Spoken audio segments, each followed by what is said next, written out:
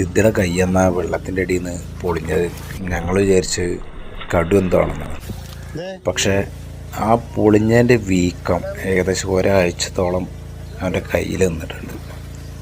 അത് കടുവല്ല, വേറെന്തോ എന്താണെന്ന് കറക്റ്റ് ഞങ്ങൾക്കറിയില്ല. കാരണം അത് പൊളിഞ്ഞതിന് ശേഷം ഏകദേശം ഒരാഴ്ചത്തോളം വീക്കം നിൽക്കണം എന്നുണ്ടെങ്കിൽ നിങ്ങളൊന്ന് ആലോചിച്ച് നോക്ക് എന്തായിരിക്കും എന്നുള്ളത്. പിന്നെ ഒരു ചാൻസ് ഉള്ളത് അങ്ങനെ എന്തെങ്കിലും ഒരു ജീവിയാവാനാണ് സാധ്യത. പക്ഷെ കൈ നന്നായിട്ട് പൊളിഞ്ഞായിരുന്നു.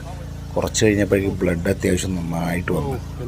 അപ്പോൾ ഏകദേശം ഒരാഴ്ചത്തോളം അതിൻ്റെ വേദന സഹിച്ച് നടന്നിട്ടുണ്ട് അവിടെ. ഈ വീഡിയോ കാണുമ്പോൾ തന്നെ നിങ്ങൾക്കറിയാം സിദ്ധിയുടെ കൈ പൊളിഞ്ഞതിന് ശേഷമുള്ള റഷീദിൻ്റെയും അപ്പുവിൻ്റെ ഒക്കെ മുഖഭാവം എന്താണെന്നുള്ളത്. കാരണം പിന്നൊരു പേടിയായി. അങ്ങനെയാണ് ബ്ലഡ് കയ്യിൽ നിന്ന് വന്നിരുന്നത്. അതിനുശേഷം എല്ലാവർക്കും ഒരു പേടി, ചേറിൻ്റെ അടിയിലൊക്കെ പോയിട്ട് കൈയിട്ട് മീനെ പിടിക്കാനൊക്കെ.